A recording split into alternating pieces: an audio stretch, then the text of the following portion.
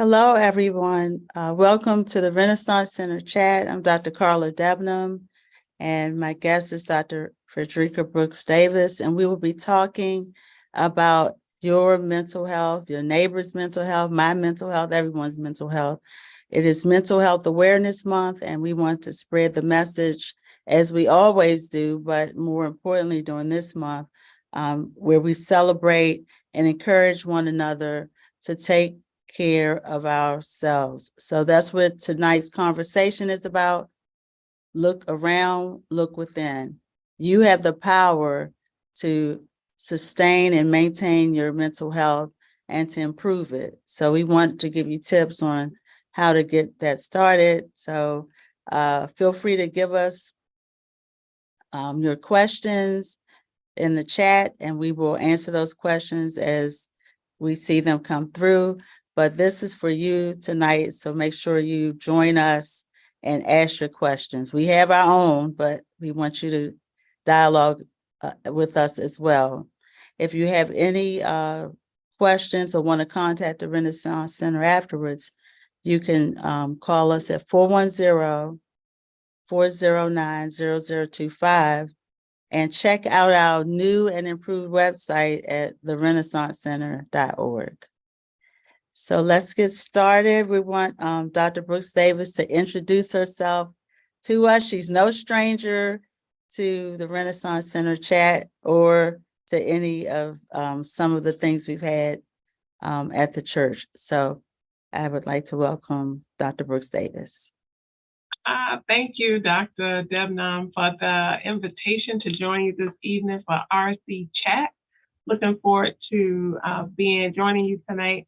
I am the founder and executive director of the Restoration Center located in Largo, Maryland, where we provide individual, group, couple, family counseling services.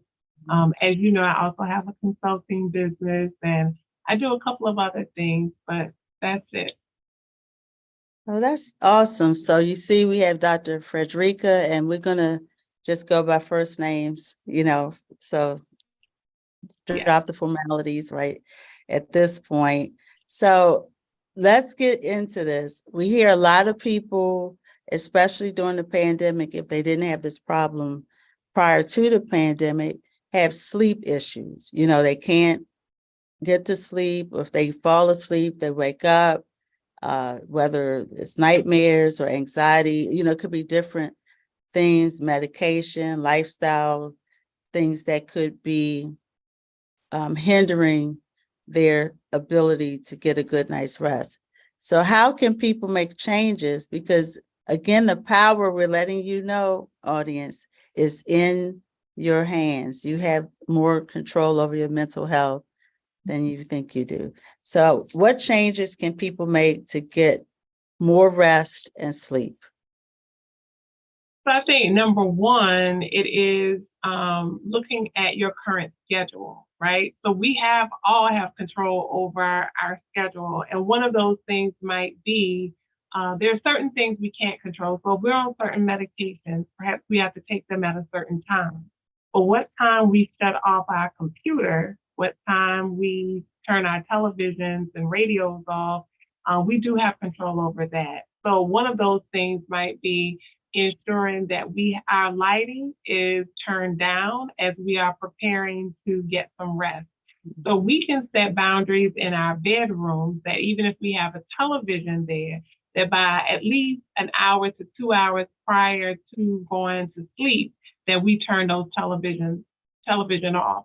Also, we can look at what are we watching before we go to sleep. So are we looking at the news? Is it something that's cheerful? Is it something that feeds my spirit? Or is it something that is going to have my mind wrestling at night? Is it scary? Is it bad news? So again, monitoring what we're taking in before we go to sleep. The other thing that can be helpful is what time are we turning off, cutting down when we eat? So how late are we eating at night? Because sometimes we're not resting well because we've eaten a late meal. It's heavy on our stomach, so we feel uncomfortable. And then if we watch television late at night and we're ruminating over that, then we're not getting into that deep REM sleep. So again, it is setting boundaries around television time, radio, setting a boundary around what time we eat and then what time we go to bed. Now, there are certain apps that are helpful for persons if they're having difficulty not going to sleep. So Calm, and there's some playlists on YouTube that you can find that will help you to be able to calm yourself, meditation, deep breathing prior to your sleep time. And then the more we set a regular pattern of the time we go to bed and the time we wake up, the greater chances are that we will begin to have restful sleep. We already have a question. Who knew sleep was going to be a hot topic? But we know we are living in a sleep deprived nation, really.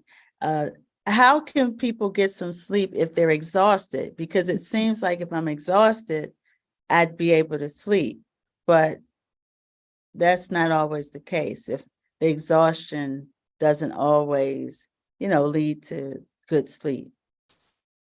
Yeah, so that's true. That's a great question. So number one, what's the source of the exhaustion? So are you someone who's always, like we say, ripping and running? Are you always on the go? And so physically, you might be tired, but that doesn't mean your brain has stopped working. And that's back to the earlier point. So if you're always on the go and then your body can't move, it doesn't mean that your mind hasn't shut off.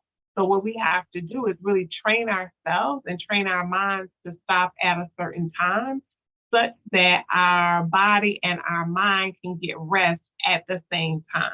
And it's not holding on to things that are unresolved, things that we need to do tomorrow. So setting, again, those boundaries.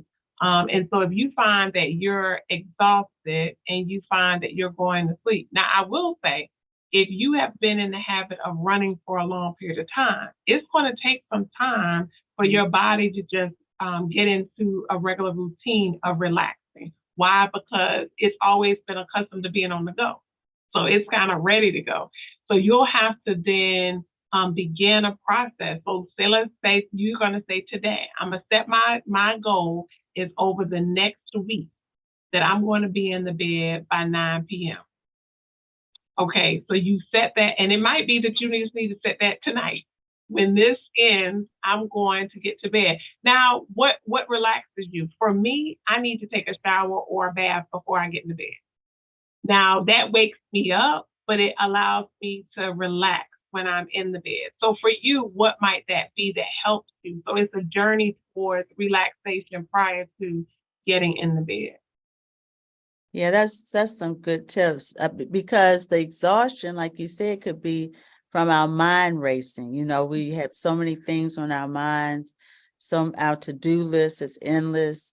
And if your mind is still going and your body's tired, it's not in sync. And so you really do have to train yourself to get some rest. It seemed like it would be normal or easy, but it's not. So we need to train ourselves so that we can get the rest we need. And believe it or not, this is a common, concern people take to their doctors or talk about in therapy. Hey, I'm not sleeping well, or I was, and then this happened, or I saw the news. And so it is about managing your environment as much as possible to get some good sleep. And So, then let me say, I think we also have to give ourselves permission, right? So for those of us who are always on the go, sometimes we think we're productive when we're really tired. So we have to, one, give ourselves permission and understand the important role of getting rest, that really we're more productive if we get better rest. So instead of thinking, I'll push through, your better product would be sleep and then get up the next day. And you could be surprised how much work you can get done when you are well rested. That's true. And it's really important. Wait a minute, another sleep question. Hey, who knew? As I said, you were on target with that one. I know. I'm like, yeah, that's a big one.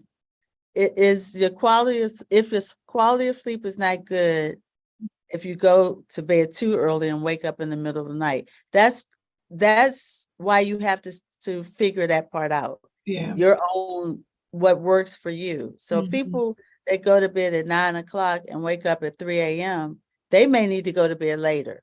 Yeah. If 6 hours is all they need. Because remember, everybody doesn't need 8.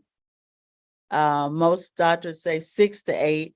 Some people can sleep on less. It doesn't mean you should. You probably should try to relax. So maybe if you go to bed at 10, nod off by 11, and you get your 6 hours in, you wake up at 5 or whatever works.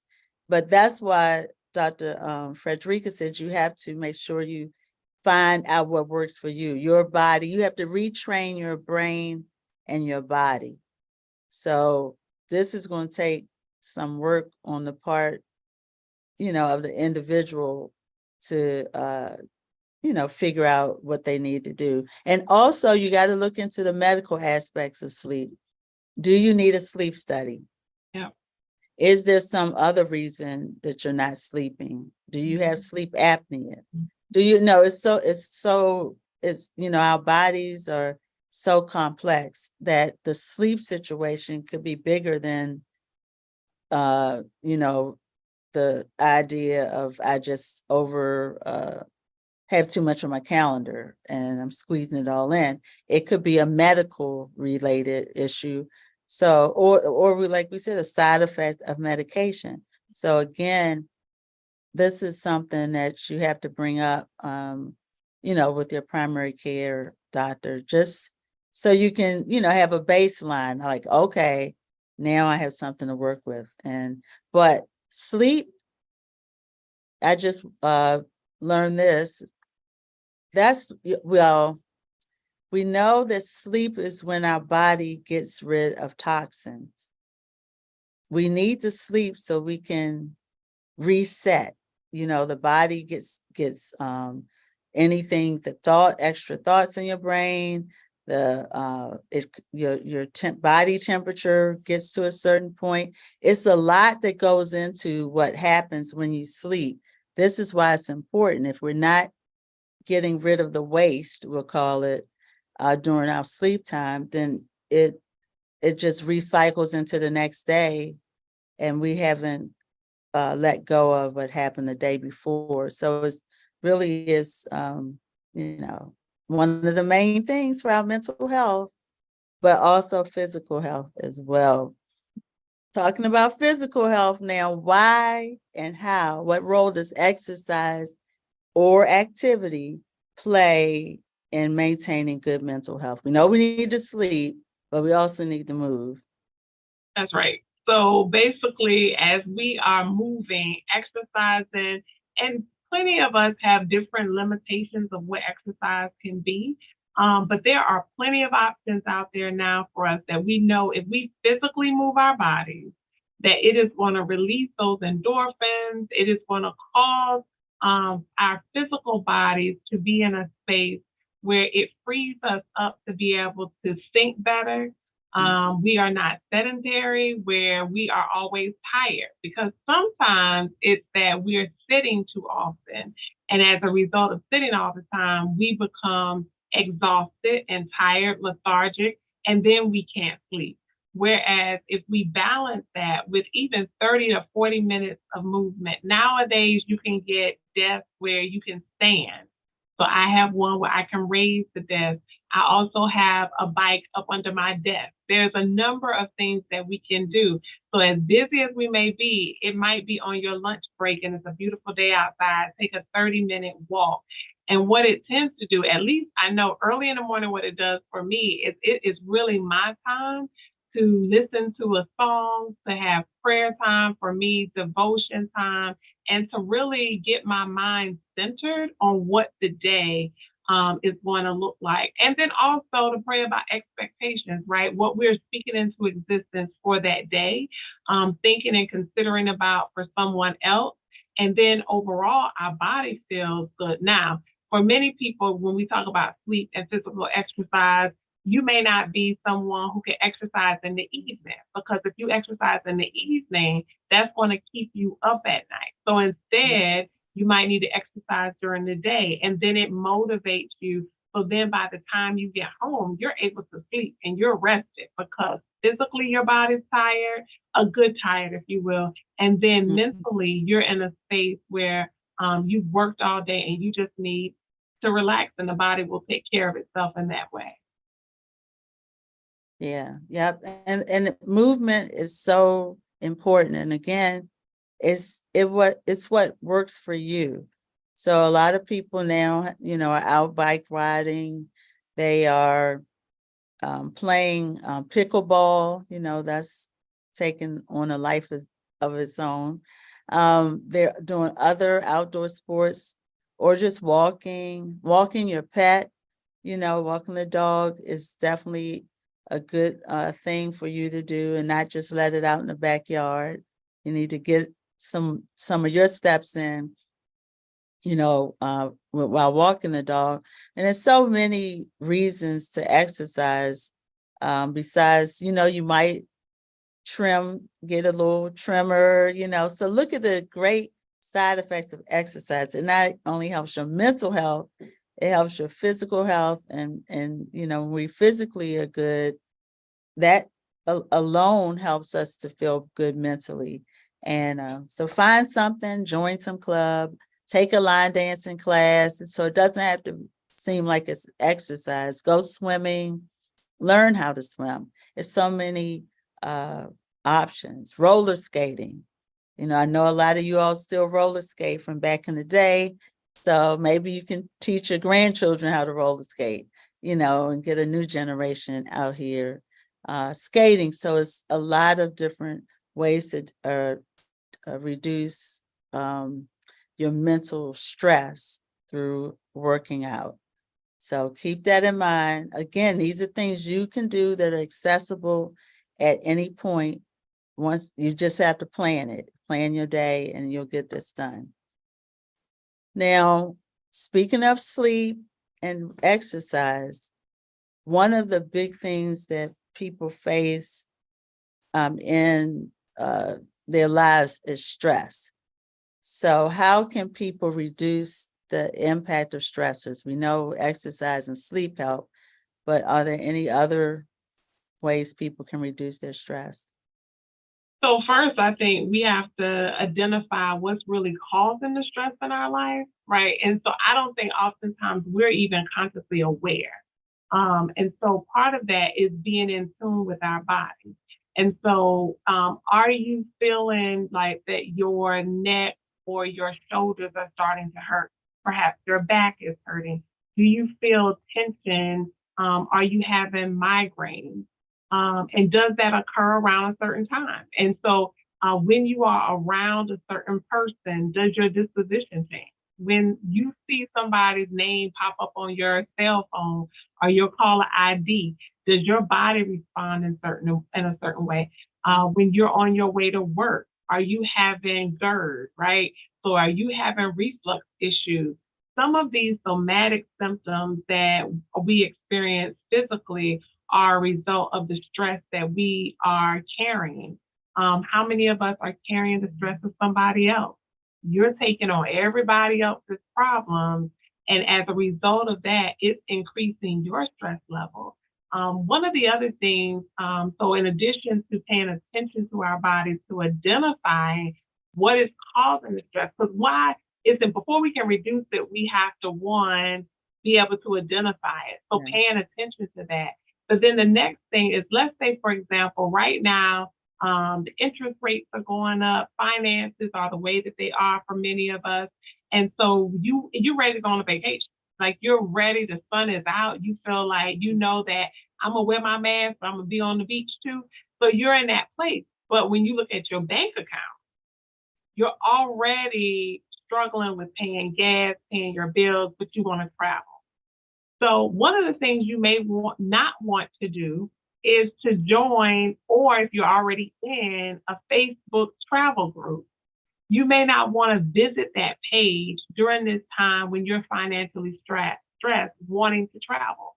Why? Because sitting there scrolling that page and seeing people travel, that may intensify the stress that you're currently feeling, and further have you listening to that inner voice saying that and should gets us in trouble, but that should be Yes. me.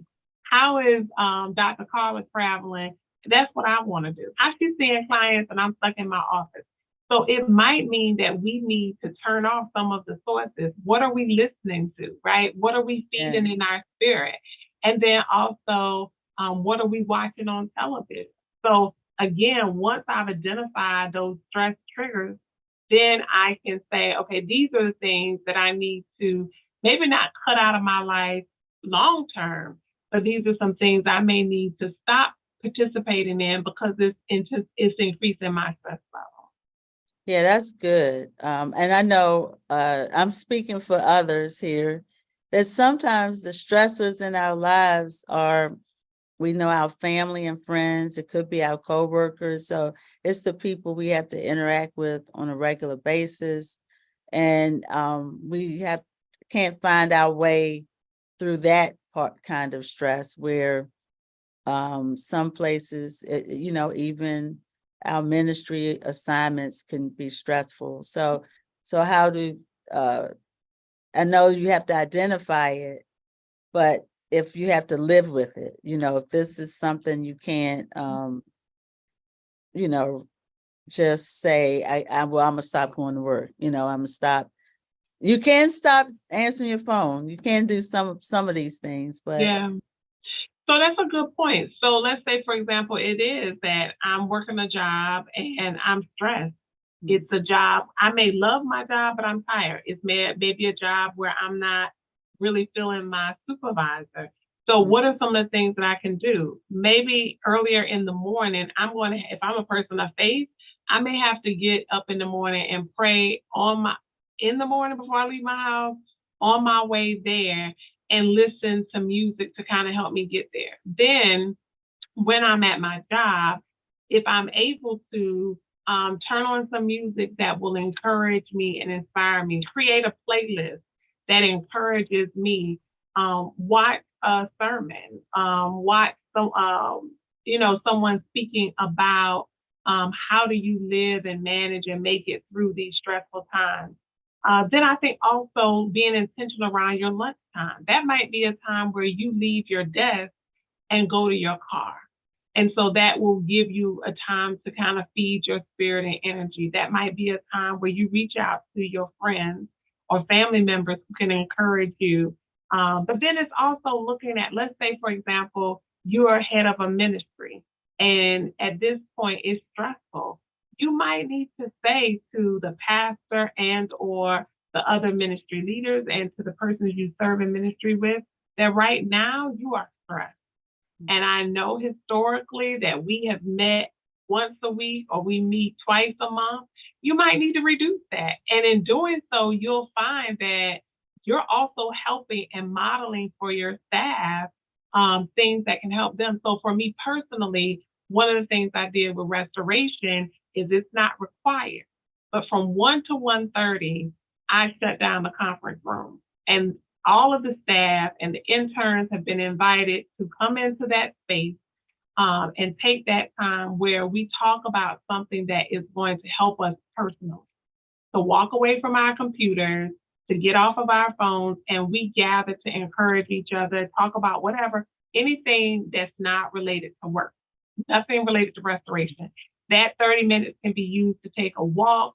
But one of the things that really hit me is that I have to model for my staff the importance of that balance. So again, that's something that you can do 30 minutes. So if you take 30 minutes to walk around the block at your job, you're getting physical, you're getting mental, you might be getting spiritual, but you're also helping to reduce your stress level when you go back and return to your desk.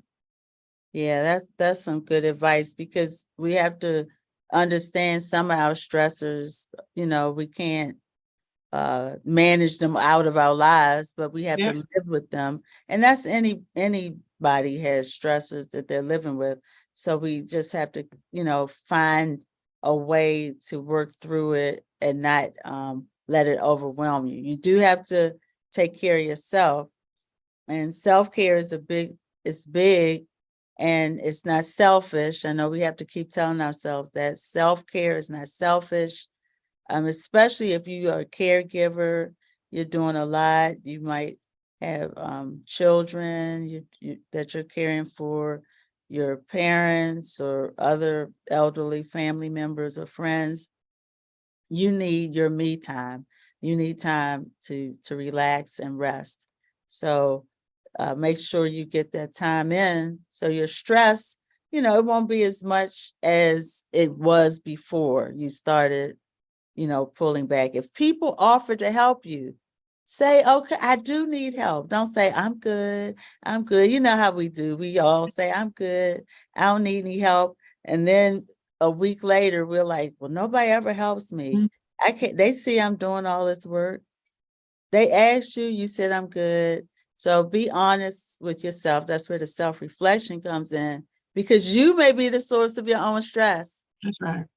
So keep that in mind. It could be the person in the mirror that's stressing you out.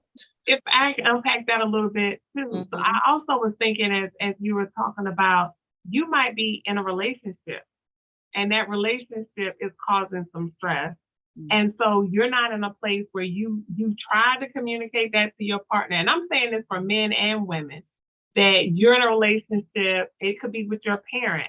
You might need to secure the services of a place like the Renaissance Center where you can have a counselor who will walk with you and help the two of you all navigate and really hear each other, because you're at a point right now where you cannot hear one another because there's so much pain and hurt between you that really that's what's causing the stress. So sometimes in our relationships, we need a third party who can be an objective person to really help us navigate our language one to the other and work that out. But let me also say that sometimes, to Dr. Carla's point, we are the source of our stress because that stress does something for us. Unfortunately, a lot of us wear stress as a badge of honor.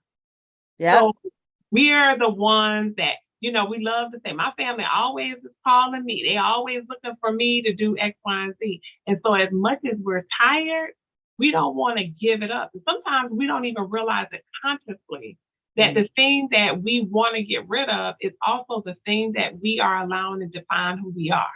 And so if I give this stress up, then what does that mean about me? What does that say about me? So we kind of have to look at it in that way too. Is stress feeding something for me and my identity? That's good. That's a really good point, because many people, it's their identity. They love being the go-to person and love bragging about how tired they are. So we need to take a look at that, people, and see why that does something for us. Because again, we want you to be healthy and mentally and physically healthy. And we know when you're that go-to person, and you wear like a badge, it's hard to give that up. So find a new identity, learn to crochet or something that'll give you some value and help you relax as well. So this is a good segue. What are suggestions for people who recognize that they may need the support of mental health professionals? There's so many different, professionals out here. So how can they navigate what's best for them? So first thing I want to encourage you not to do is to go to Google, right? So Google is an awesome resource for all of us, but sometimes you can go and do some research, and in doing so, you kind of work your way out of going to therapy because not everything that you read there might be accurate about it. Another thing is, if you have trusted family members or friends that have gone to therapy, you could certainly begin maybe by talking with them about what that journey was like for them. Having said that, understand that everyone's journey is different and not every therapist is for every person. So I've had a few clients that have referred their friends to see me, and the friends have come and it wasn't a good fit. That doesn't mean there's anything wrong with me, not anything wrong with them. It's just that it's all about season and pairing. So I would encourage you, if you're looking for a therapist, I would encourage you to think about what type of therapist are you looking for? What's the therapist that you think you can receive from?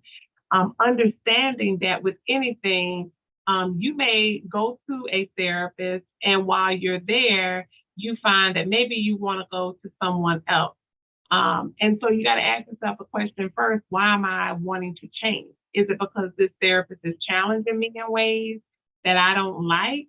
Or is it because it really isn't a good fit? And if that's the case, I always encourage people, even if they come to Restoration Center, before, if this isn't working for you, that's okay, because we want you to be where you need to be. But at least give your therapist the opportunity to correct what you're experiencing may not be working for you before you leave. And that's also trying to empower them to ask and say, here's what I need, and to see if you can work things out together. Right. So I think those are some of the things that I would, one, who do I tend to gel with more often in my everyday life, men, women, doesn't matter. I would encourage brothers, men, not to make assumptions that you cannot have a good experience with a female therapist. And I would say the same of women and a male therapist. Now, certainly we know persons who have experienced sexual trauma as a result of a male or female. Certainly in those instances, that may not be a good fit. And there may be other traumatic experiences why you want a certain gender. And so we want you to hold to that so that you can feel safe in that space. But I'm saying to someone who has not had a traumatic experience, but is just making assumptions that I can only benefit from one person over the other, I would encourage you to maybe not fall into that, because the therapist for you may be somebody who you least expect. Yeah, that's true. And you want to make sure it's a good fit, because that's a part of how therapy works. It's if the person you're connecting with isn't connecting with you, it's not going to be as effective. So we have to make sure of that.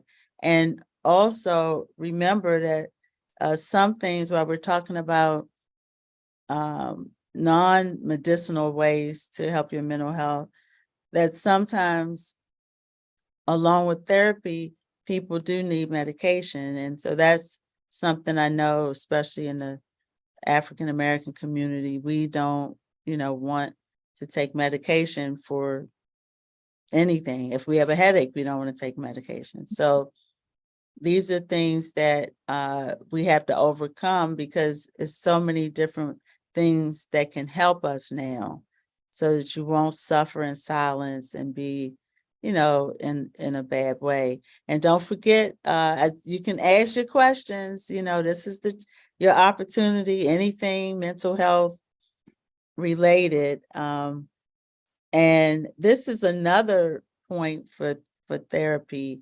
If you find this might be something you need to engage with, it's a form of self-care. This is for you. When you come, it's about taking care of yourself and making sure you're your best self. So it's not always that some stressor has come into your life. That's usually what brings us in. But it's also you can be proactive and find out what can you do to just strengthen your mental health. Don't wait until there is a crisis. Get some support now, so that if and when a crisis occurs, you're already engaging, or you already know people, different sources. So this is very, important too. And of course, sometimes your primary care provider might say, hey, I think you need some support beyond me. So don't be offended if the doctors or whoever else you encounter with, even family and friends, make this suggestion, because they want you to be your best self and to be well and be whole. So keep that in mind. it's personal, but it's to help you. So it's not, don't be offended if somebody says you might need to talk to somebody besides me. So I don't know. This is above me, sis. Go talk to somebody else, and it's okay. If somebody tells you that, just, chill and consider if they could be correct. And So you want to add? yeah, I was just going to say, I think the other thing is the dispelling this thought that if I go to therapy for something one time, that I don't have to go back. So oftentimes persons come in therapy and they're like, I dealt with this problem already. Why am I revisiting this problem? And to understand that, or I've gone to therapy, I already did therapy. Like I went one time and that was over. When the reality of it all is therapy is you should not should. I would encourage you to engage in therapy as often as you need it because life brings about different challenges. And therapy is not just about bad things, right? It could be a great thing. You're preparing for marriage. Premarital counseling is awesome. I think while you're dating, before you even get engaged, that's even better. Yeah. So dating, being in love with someone that you want to marry is a positive thing. Going to therapy is something that you can work through some of those challenges that someone that you may not be able to see those blind spots. So that's a reason to go to therapy. So I do want us to know that if you hear what we're saying tonight and you're like, I've already been to therapy and that didn't work, the person you were the first time you went to therapy and who you are now very well may not be the same. And the situation may be different or it may be the same, but who you are may have changed. So just know that therapy can be something that you go for check-ins periodically and that there is no shame in going to therapy once or more than one time. That's right. It's not. And again, life changes, things happen that you never thought would happen sometimes, and that brings you, into the room so that you can get the support you need because maybe your family is also going through the same things and right now you all can't support one another like you normally would be able to. And remember, you could always have family counseling. There's so many things that can take place to help you through this season of stress and strain or whatever else you may be going through. Now, I know we discussed exercise and rest, but what other options do people have? We know exercise, rest to help them expand their mental health. I'm gonna call it toolbox. What other tools can they put in there? So, like you said, we talked about exercise. So, I would say, if you missed the earlier part, taking a walk, maybe a jog or running can help you in terms of your mental health. Taking a hot bath. Some people don't like taking baths, and that's fine. But if you are a person, or you have a bathtub and you haven't tried it, try just taking a hot bath, running the water, relaxing, maybe putting on some music, lighting a candle. But you might want to be careful with that if you're tired because you might fall asleep. So I would say be mindful of that. Listening to some music is something that you could do. Creating a space in your house that is not cluttered, but it's a space where you have room to just kind of relax. And the other thing related to this, and it doesn't cost you anything, is take a look at your bedroom. Do you have clothes on your bed or clothes up on the floor? Is your room cluttered? Because that also impacts your ability to rest well. So again, creating a space in your house that is where you can meditate, where you can pray. Get together with friends. I think that it's important for us to be around persons that will enrich our soul. And so I would encourage you to be around family members and friends. And that doesn't have to be that you're going and spending a whole lot of money. It could be that you are going to a park and walking together. It could be that you go to the mall and spend time there. I'm a person that I can go in the mall and not spend $1. It does not bother me at all. I like going to the mall. I can go to the outlet. I don't have to spend. Now everyone's not like that. So if you're somebody that if you're there and you see it, your impulse is to buy, then that may not be the best option for you. Certainly, I would also say take a drive if you can. Gas prices are high, but they've gone down. So take a drive one day and just visit a place that you haven't been to. So go for a day trip, pack a lunch, go to a park, go to a museum. There are plenty of free museums in DC. Go to DC and just go to a museum, go to the mall and have lunch. Take your lunch with you and just do explore the area in which you live or a Yes. neighboring Yes. city. And then if you have the funds, consider doing a staycation. I do them often, several times a year, where I am going somewhere far enough from my house, but not close enough, where I'm going back to check on things. And that time is whatever my body and mind wants to do. So if it's sleep, if it's binge on Netflix, that's what I'm doing. So those are some of the things that I think that we can do to encourage. Journaling is something else that we can do in terms of engaging some no cost to low cost, I think, options for our mental health. That's good. Those are some great ideas.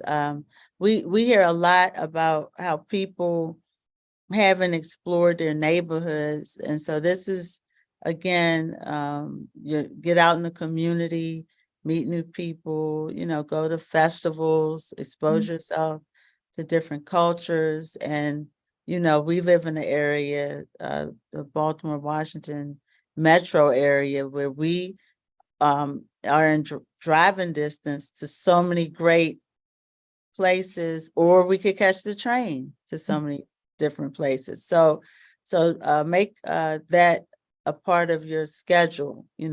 A lot of times we're saying we can't do things because we don't have the money, but you can plan in advance. And a lot of these attractions are free. I mean, some people just go park and walk up and down the street, in certain areas. I mean, I like to get to Annapolis and just walk around. So you have the water, and water is another calming, help people relieve stress.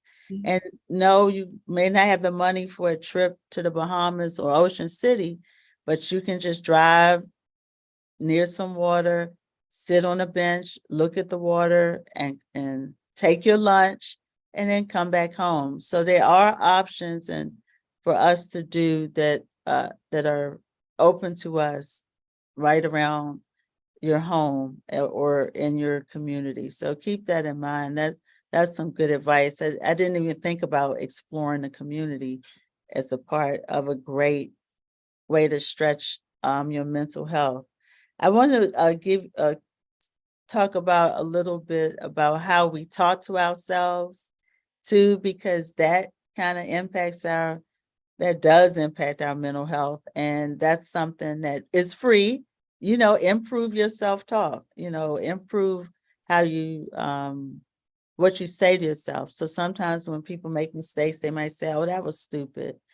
Or, they may use other harmful language towards themselves. What is your take on that, Dr. Frederica? Oh, yeah, definitely. Right. So when we start talking about our stress level and how we view ourselves, it starts with our own schemas. What are some of the thoughts that we have learned from childhood? What are the messages that we say to ourselves? So when I look myself in the mirror, do I even spend time doing that? Right? Have I looked at myself? Or am I just so busy and don't want to see it myself that I just get busy and move on? So I totally agree with you that we have to be careful about the inner voice, that inner me, and what it is saying. And when we find that it is not healthy, then we need to provide alternatives. And we might have to do post-it notes, like, on your mirror, put on a post-it note, a message that is affirming to you, Also, there's various apps like the I Am app that you can get, and there's free versions that you can actually write affirmations to yourself. The Mhm. thing about that, though, is again back to what we watch on television. There's a lot of television shows that are out there that reinforce the negative opinions we have of ourselves. And unfortunately, I often say that television, media, period, to include social media, really one of the things that it does is we get caught up following a lot of these stories and we believe that they're real. And when it's unhealthy, it's like, oh, I'm not the only one out here that's accepting this, who believes this about myself. So unfortunately, we find this place where you're reinforcing this negative opinion of yourself and the one that others have formed, which again, keeping in mind that people have formed this opinion of us Yeah. because of us. So yeah. Correct. Yep. Yeah. And so this is something, again, changing how you view yourself. Those affirmations are awesome. Things that even if you don't believe it at the time, maybe it's something someone else said about you, that you had a pretty smile, that you were always helpful. These are things that if you can't think of anything, and this is like one of those tests when people ask you to describe yourself, three things about yourself, and you can't think of anything, or the things you think of are negative. Start listing the things that are positive about you that maybe others say, and then you can embrace what they're saying into your worldview of yourself, because this is really important to your mental health, how you view yourself. People see you coming and they know how to get to you because they know just by how you look or stand that you may not value yourself as much. And that's why sometimes we hear people say this: why do we attract the same people all the time? Or, same kind of relationships, same kind of friendships. Why do I always have problems with, certain family members? It could be how we bring and present ourselves. It's not necessarily our fault, but we need to look again in the mirror and be courageous enough. This takes courage to look yourself in the mirror or think about and self-reflect and say, I do need to make some changes in my life. And I'm doing it for me. Don't do it for the other people. Don't do it for your children. You know how people say, well, I'm doing it for the kids. That's not going to last. The changes you need to make or want to make, should be for you. So that's the only way you're going to sustain it. So, but you can do it. That's why, and that's why we're here. That's why we're here. If you have any questions or comments, put them in the chat and we'll get to them. So we have a few minutes left. So don't worry if you want to give us more things to chew on. We spend a lot of time on sleep. We can go back to sleep again. But Dr. Frederica, do you have any closing remarks or tips? I know we gave a lot of tips out already, but Yeah, no, I think again, thank you for the invitation to join you this evening. I definitely would say that we hear a whole lot in the media. Everybody's talking about mental health. That's a buzzword. Mental yeah, health, mental health, mental health.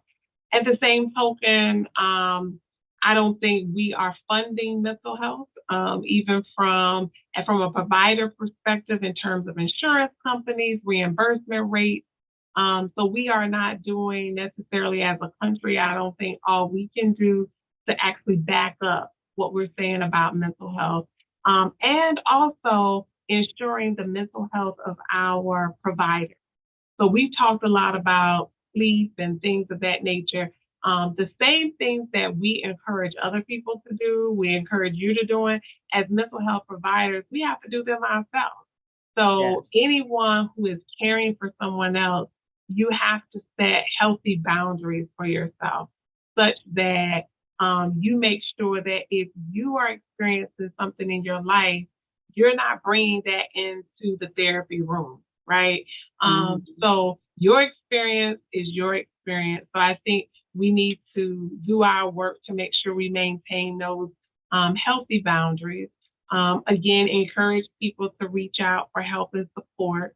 And sometimes you have to do it and don't tell anyone, right? You know, Mhm. if you're going to see a therapist and you know that your friends will frown upon it, or your pastor or members of your church, go see a therapist. You don't need permission to do that. Right. Seek the help of someone who can help you walk through what's necessary. Interview the people that you may want to see also, to find out and make sure they're on the up and up. Like any other profession, or like I like people use the analogy of the store. If you go to one restaurant and it's a chain restaurant and you had a bad experience in one county, do you not go to that restaurant anywhere else? More than likely, no. You don't Right. hold the whole chain. So in that regard, do the same with therapy, right? So interview, see what people are saying, what's their theoretical orientation, and then make the decisions from there.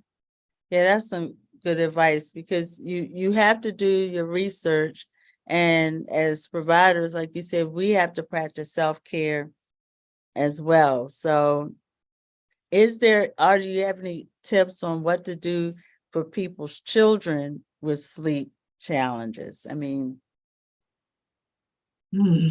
So, if your children are having problems going to sleep, I definitely, much like yourself, I always like to do rule out. So, one, I would seek the pediatrician to find out if there's something developmentally, medically that might be causing any sleep disturbances. I would also look at what they're eating. So, are they having something? Do they have a high sugar diet? Where they're taking on a lot of carbs, a lot of candy, a lot of soda. Kids drinking so much at Starbucks. I mean, this has been yes, for the longest time, and I'm not talking about a kiddie Starbucks. I'm saying they're getting Frappuccino, whatever it is, the adults drinking. That's a lot of sugar and calories for kids. So, what are we allowing them to have access to? mhm, Much like ourselves, how late are we eating and drinking different things? So I would also try those. But then what else might be happening? Was there perhaps something that traumatic may have occurred for the child? mhm. And that's why they're having difficulties going to sleep. Are they talking about seeing ghosts or things in their closet? So I would inquire about all of those things and rule those things out. And then from there, they're much like adults. There are things that you can buy from Amazon, different devices that have soothing music to help them be able to go to sleep. Yeah, that's good. I hadn't thought about the sugar and what they're eating as and that could be keeping us up too as adults. So the sugar, the heavy eating, and maybe they're developing some gastrointestinal struggles, which are keeping them up. So yeah, that was a good point. I had thought of something as you were talking about the sleep patterns, but also, again, you may have said this, but what they're watching, of course, on television and the video games and other things that might stimulate them, just like we're stimulated. Mhm. Uh, I should have wrote down whatever I was gonna say or ask you, but it slipped my mind at this point. But I want everybody to know mental health is essential to all your health, Mhm. and it's important, and it shouldn't be neglected. I know there's a lot of stigma. Yes, this is why we don't do it. There's a lot of stigma related to getting and seeking out help, but we're here to let you know it's okay to not be okay, but it's not okay to not get help. So everybody has a time when they're not okay. Mhm. But we can't let that linger anymore. And because we do have a lot, we hear, as Dr. Brooks Davis said, a lot of buzzword about mental health. You just make sure you find people that just don't talk the talk, but walk the walk of the mental health journey. But and along with that, just do your research. If you're doing research on certain conditions and you don't want to ask the doctor or the provider to explain it, they are trusted sources.